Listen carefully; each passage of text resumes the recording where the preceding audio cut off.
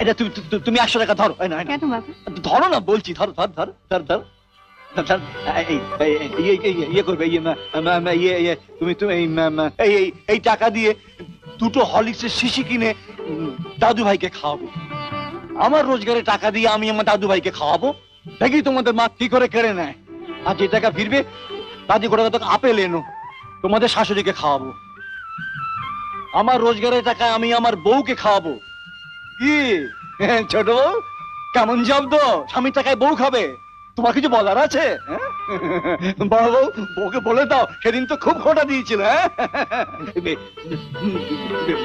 বড় বউ, এই ধর ধর ধর ধর ধর ধর ধর ধর ধর ধর ধর